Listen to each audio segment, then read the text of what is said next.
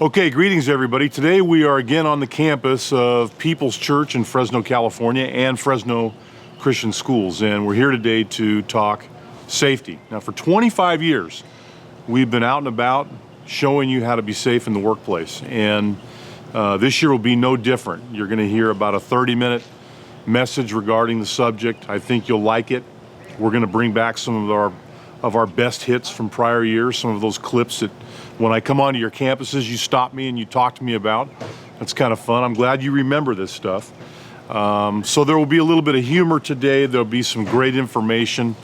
You know, church and school campuses are very busy places, and going about your work is important, but it's also important to go about your work and not get hurt in the process. So we're going to talk about a culture of safety today, and really safety begins with a culture of safety, and that has to come from the top down. It has to come from the senior pastor. It's got to come from the head of school. It's got to come from everybody. You can't get to a goal unless you establish what you want to do first, and so that culture is so important. At Dermaniwell Insurance Group, we talk about changing the equation all the time, and that means how do you come up with what you're ultimately going to pay for your workers' comp? And it's a formula, and it's based on your claims, it's based on how safe you are, and then that determines what the marketplace will say about what you have to pay every year. So it's a big advantage to not get hurt. It's a big advantage to have good safety programs. It's a big advantage to care about this issue.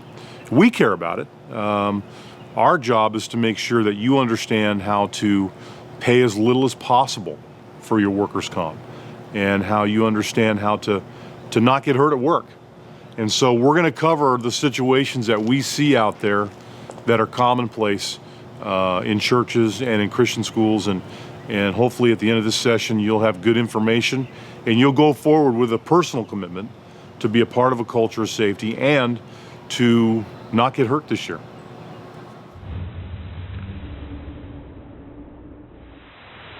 We're here today with three of my favorite people. Reggie Sadler is our Southern California loss control consultant. Gabe Laurenti is our Northern California loss control consultant. And Matt Havens is the one that looks at all of the claims that we have in the workers' compensation program. So guys, we were talking earlier today, and what we really agreed on after you looked at all of our data is that the biggest problem we have in the Cornerstone program is that people get hurt just by walking. Well, when I'm even just standing right here and just turning 180 degrees, there's 7 different surfaces that people can walk on.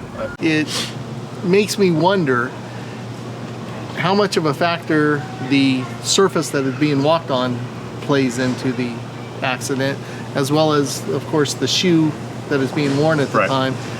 Like you mentioned, the seams in the concrete and the curbs and all that stuff, and then you bring in a cell phone.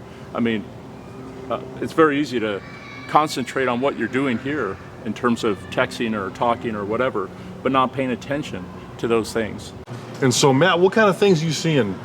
I am seeing trips and falls for no apparent reason, walking from the car into the building, falling in the parking lot, falling in different areas, spots of the on the grounds.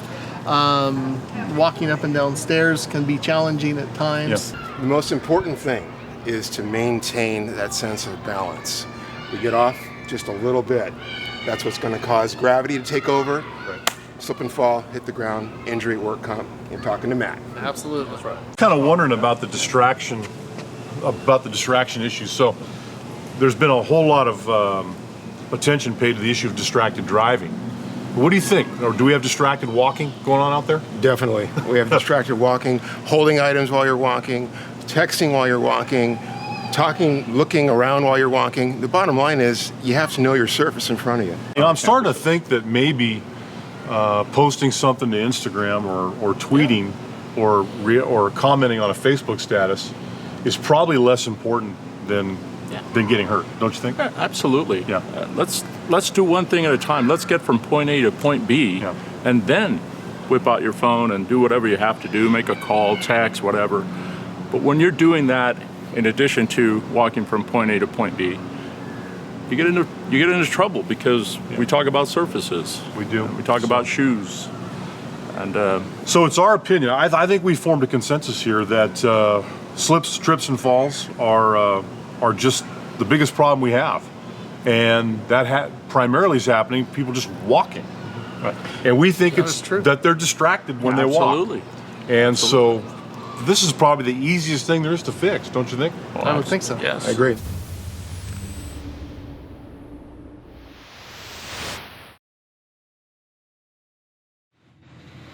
Okay, everybody, what's wrong with this picture? Let's go back down. Now you can see we're in a shop, but this problem would apply anywhere where we have extension cords going across the aisleways or going in places where there's foot traffic.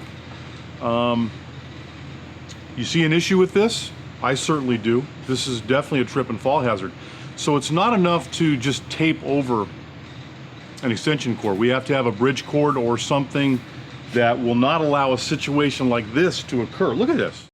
These are the kind of things you've got to pay attention to no matter what part of the campus you're on. Whether you're in an interior classroom or whether you're outdoors, it doesn't matter.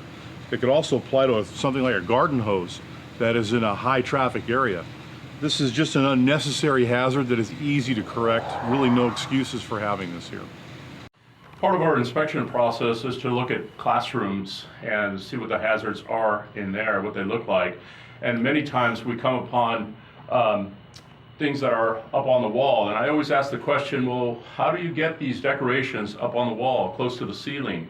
And there's a moment of silence there. And I think the reason being is because we see teachers using chairs and tables to gain access to put their decorations up. There's a much safer way to do this, and is to use a step ladder. Our belief is that every classroom should have a step ladder instead of going to dangerous habits like standing on tables and chairs. We just shot this scene with Reggie up on a table, and he's got one foot on a chair with some rollers on it. And this is the part where I come in and say, listen, if you do this, you're fired. You're fired. You're fired. Okay, if I am the safety police at your school or your church, and I walk in and see this, I seriously would fire you. That's just me, though. Part of using this safe equipment is using a step ladder, what we have here. And here today you see that Reggie is moving the table in order to put the step ladder in the correct position so he doesn't have to go over it and create a hazardous condition for himself.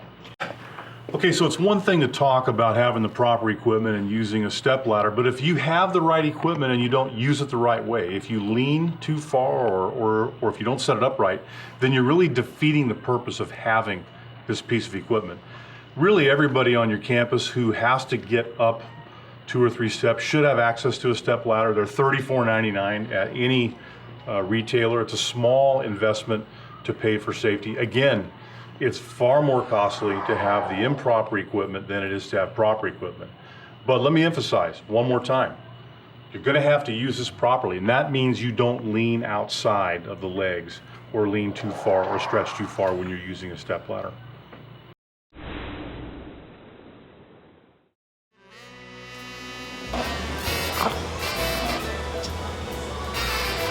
Ladies, really? I have just walked 10 inches in these shoes. My right calf is cramping. My toes have already turned black. I've almost fallen over 4 times, okay? These guys gave me $100 today to put these on because we wanted to illustrate something, and that is the absurdity of improper footwear in the workplace and the havoc that it causes. It causes, look at this, I can't even talk and balance at the same time. I'm gonna get out of these now, but this is a familiar sight, isn't it? Now maybe your heels aren't this long or this tall, but there's no way anybody could function in these. It's just impossible. So we're gonna take you back now to some of our prior segments on footwear just to kind of illustrate the point. Slipping, tripping, and falling is the #1 injury we see in churches and schools, and footwear is a big cause of that problem. Let's help you out. Hey, man.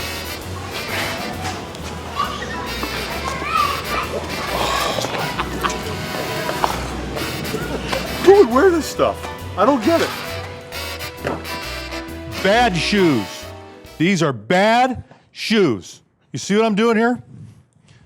Bad. Bad. Bad.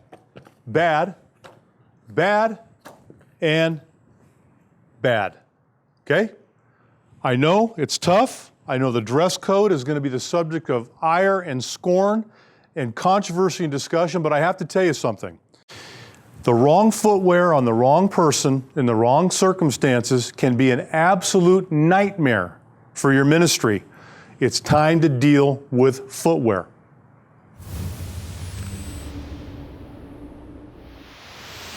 I had this document, the 10 dumbest injuries for 2000-2001, and I was reading them, and things like a secretary hurting her knee running from a bumblebee, an 81-year-old janitor falls off a roof, 24-year-old teacher gets hurt sumo wrestling at a staff retreat, PE coach breaks his ankle playing soccer.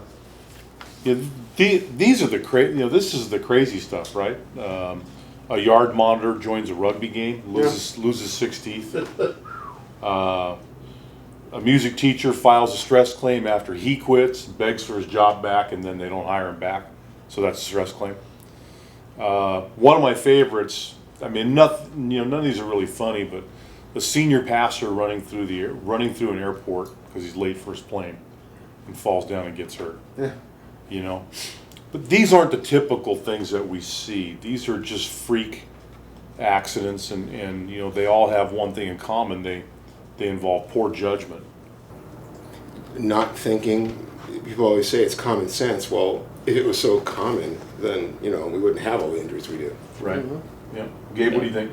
No, I agree. I think it's basically knowledge and applying that knowledge to better the situation for yourself or for others around you.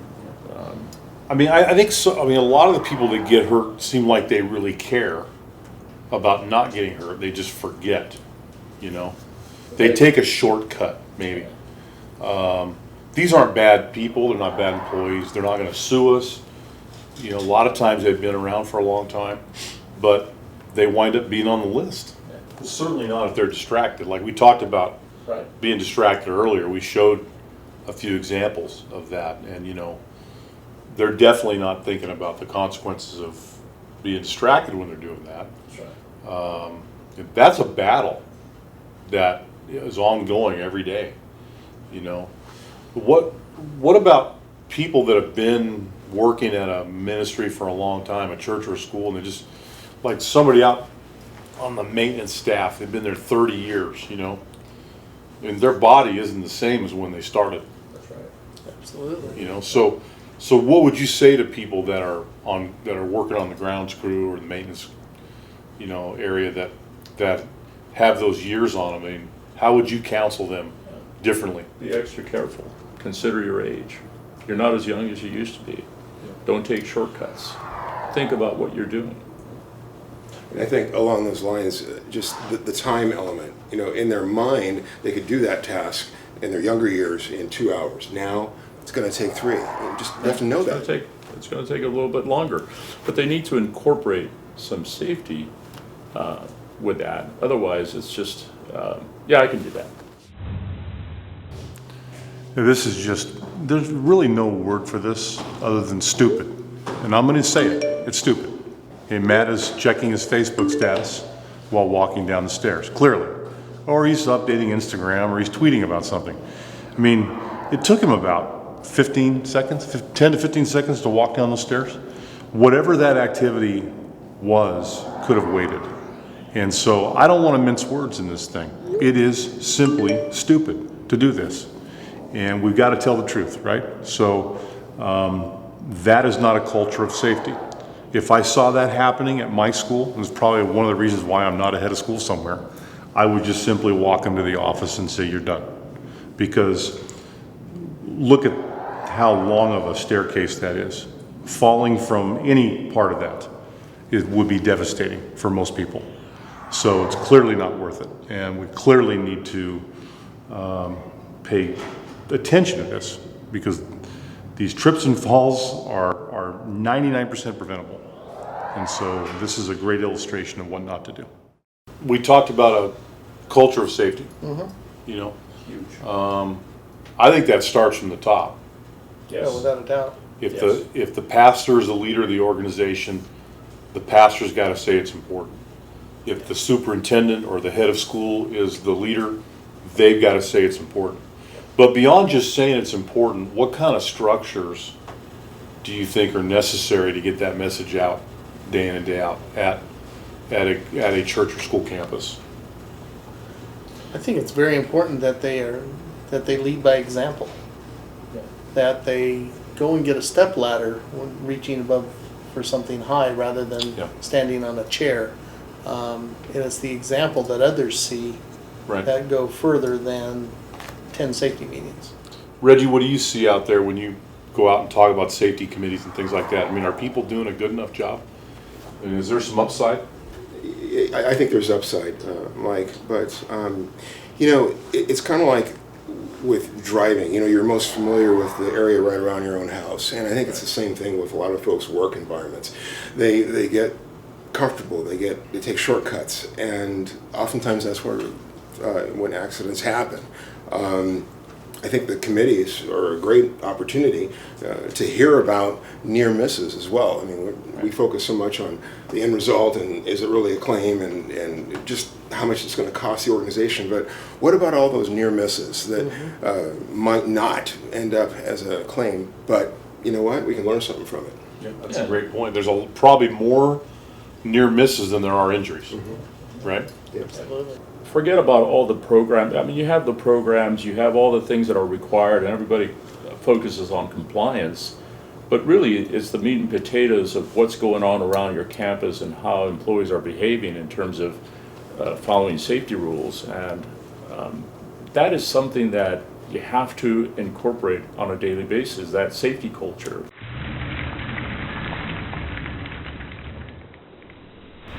You know, one of the things that we really don't talk about is the enforcement of our safety program. We have to build a culture of safety, and part of it is enforcing our safety rules. Let's take a look at previous videos that we shot in the past years that illustrates some of the things that we're talking about.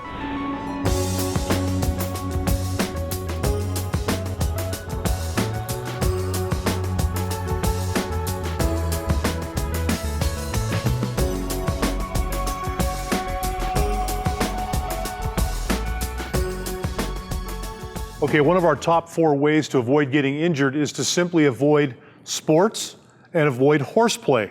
Now, the sports example applies to coaches. The horseplay example applies primarily to youth pastors. But as you see in the video, a soccer coach out doing a full-speed demonstration of a technique just blew her Achilles tendon. Every year we have 4 to 6 of these, 4 to 6 ACLs, 4 to 6 rotator cuffs. And a lot of our coaches in our schools are stipended. They're not full-time. They may not even be watching this video right now.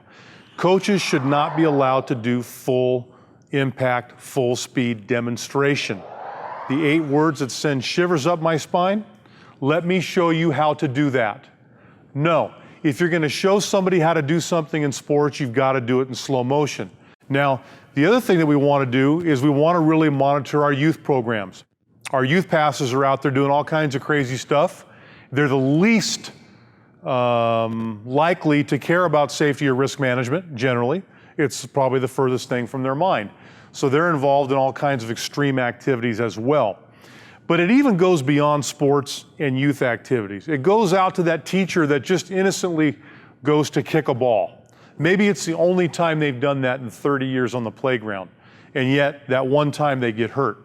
So horseplay, sports, playground, all hazardous places, all places where we need to really work to avoid getting hurt. I think it's worth it to spend just a minute talking about playground safety because we've gone to great lengths over the years to make playgrounds themselves safer. California has strict standards about the type of playgrounds that we can even have and how they're installed, what kind of surfaces we have to have on those playgrounds. They've done a great job on that protecting kids. But I think staff members maybe aren't getting the message. I see a lot of flip-flops, a lot of sandals, a lot of bad footwear out on these playgrounds. They will lend themselves to tripping and falling. One of the things you really got to be aware of when you're out on the playground is objects that are flying back and forth, like balls and things like that. You see what I'm saying? So you get hit in the head, you turn, you look, boom, right in the head. Or the little kids are all around you and you're not seeing them. They're holding onto your leg, they're behind you, you're walking backwards, and boom, you fall on your back. So the playground is a necessary element of Christian education, especially for the little ones. But as staff members, we got to understand that that part of the campus probably is one of the more hazardous areas that we have, even though it was designed to be safe for kids. So we're going to have to take measures with good footwear and with being aware of our surroundings to make sure we don't get hurt out there. And then last but not least, we got to make sure we're not playing games with the kids. Because in all honesty, when they fall down, they can get up. And you know what happens when we fall down, right? 50-50 maybe, whether we can get up or not. So be safe out there. The playground jobs are important, but they're also among the most hazardous that we have on our campuses. All right, so here's the deal. If we can't get a good culture of safety going in your ministry, one of our top recommendations is going to be to outfit your director of safety with a GoPro. Okay? This way we're going to catch everything on tape. All right? You can't hide anymore. Either you do a culture of safety or this.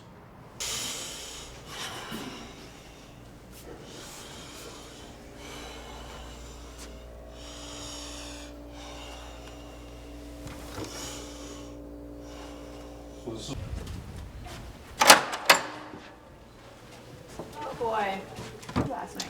If we can't come up with a proper culture of safety, we've Yes. decided that we're going to have one person on campus Like that? wearing a GoPro at all. I'm just walking and I'm filming the guy on the golf cart right now. It's incredible. He's actually doing a pretty good job. There may be something to this. GoPro. They'd want to avoid the GoPro. Yes, right? at all costs. You hear this? Most of them. Definitely. I knew this would work, by the way. I knew it would be a great deterrent.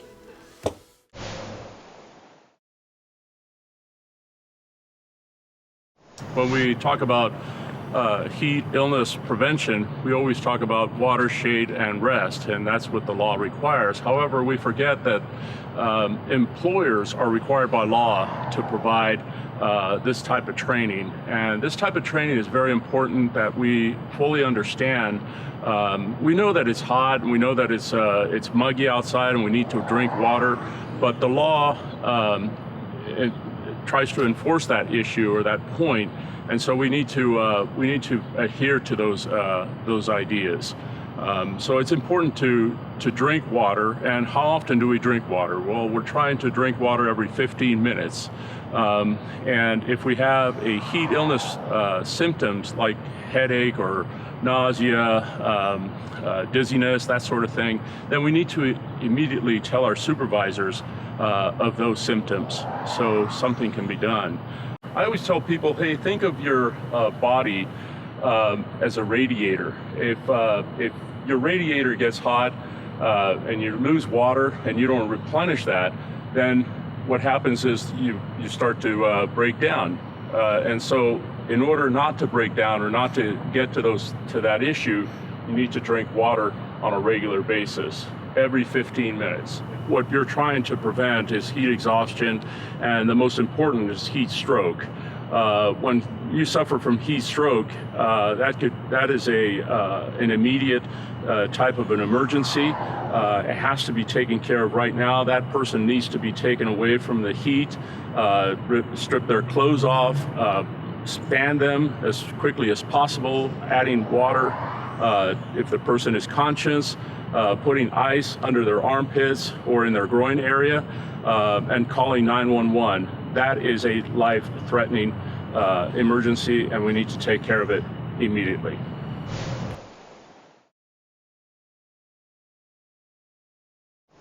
Matt, let's talk briefly about what a school or a church needs to do if there's an injury. I mean, from your standpoint, why don't you tell me 2 or 3 mistakes they make and give us 2 or 3 examples of best practices post-injury? One of the mistakes that we find, especially with a long-term employee, and really for all employees with the church or school, is that they are fully ingrained with the mission of the particular campus, and they don't want to do anything that's could be considered negative for that campus or, Right. of course, their employer. And so they'll get injured and, oh, it's going to get better. It's going to get better. And they don't report the claim. And then we're 2-3 weeks down the road, That's it a mistake. hasn't gotten better. And now we're having to go back and try to fix something where it has, if they had reported the injury immediately, we could have gotten the appropriate medical care and probably be resolved at that 3-week mark rather than just starting medical treatment. It also gives the employer the chance to investigate, determine the root cause of the accident, to determine if there's a hazard that we don't know about yet Okay. that needs to be addressed. So what are the specific steps an employer needs to take when there's an injury? I mean, it's got to be reported on a timely level. It's got to be reported on a timely level. It needs to be investigated To be immediately. investigated, yeah. Okay. Those 2 things. Okay. The investigation doesn't need to be the big drawn-out TV investigation. Right. Just 10-15 minutes. Yep. I should point out too, though, also that if there is an injury that is OSHA reportable, and that ministry has not documented its safety programs and its training and its implementation of these very important issues, that significant fines and regulatory action are possible. We've seen it, right? Oh, absolutely. So this is something to be taken serious. I mean, look around the room right now. If you're watching this video, how many of you are distracted or not paying attention? You all need to pay attention because it's a critical issue. And I tell you what, the issue of OSHA enforcement and really, being punitive when there's an OSHA reportable injury is very real. Not something that a church or a school is usually prepared for or wants to go through. Right. So Gabe and Reggie and Matt are all great resources in that instance, and although those occasions are very rare, we do want to be a resource for any of our clients that has a problem in that area. Okay, so we're with Mike Decker today. He's the Human Resource Administrator for Little Country Church in Redding, California, and the Business Administrator. So Mike, thanks for being a part of this today. And the reason we asked you to give some of your insights into workers' comp and safety and risk management is because you've been through a little bit of a wintertime with those issues. Back in 2010, your XMOD was 72%. And in 2013, due to a couple of incidents, it peaked out at 149%. Yeah. And now you're back down into the 70s. So talk about that ride and talk about what caused it and then talk about the financial impact to the ministry, both on the way up and on the way down. There were very, very simple accidents. One was one of our custodians was moving tables by himself, and it's a rule here that you don't move tables unless there's 2 of you. Another one was a teacher was throwing footballs with the kids, and they know they're not supposed to participate in the sport, but he did, and that ended up a rotator cuff operation. Right. And then the worst one of all was a child care daycare worker was taking our children down to the children's playground and our sports field. Right. And it was gravel, and the person slipped and fell, but that accelerated into a $240,000 bill. Wow. So really, your church has not had many claims at all, but you had three interesting claims. You had a lower back and shoulder. You had an athletic injury with a teacher that was throwing a football. Seemed pretty simple, but they got a bad rotator cuff. Then you had a slip and fall, and those all wound up causing your XMOD to go from 72% to 149%. Did you make any changes in your safety training program or your safety messaging? Well, the slip and fall, we covered the gravel with asphalt Okay. and made it solid. And we put up a rail. The table incident, we just reinforce it more often in our Right. safety meetings, and the teachers know better than to play sports with the children. Okay. And that goes to all the camps and everything. Whoever's in charge of any of them is not allowed to participate in it, Okay. i.e., roller skating, with the speedboats, any of that. They're not allowed to participate. Okay. Whoever's in charge. So we've kind of cleaned it up pretty good. So you've taken some corrective action, and that's great. So now your XMOD's down in the 70s again. That's right. What's that feel like? Very good. Very good. Yeah. And the dividends were excellent this year. Good. Excellent. Good. So, well, we appreciate your insights, Mike. It sounds like you just had three claims. You took corrective action on all three. You kind of gutted it out through that time period where you had a big experience modification increase, and now it's back down again. And the world in that way is just a little bit better. So, Mike, this is a great question. With the dividends that you're enjoying now from a lower XMOD plus dividends from Cornerstone, and how's that helped enhance the ministry? It helps our budget, definitely. Yeah, And right. so it even lowers it more than we thought because of the dividends Right. spread out over the year reduces our current, Good. which is down to 78. So that's excellent. And yes, it helps out all the way. Good. And so those times when we were in the high mod and struggling is making up for it pretty quick. Good. Fantastic.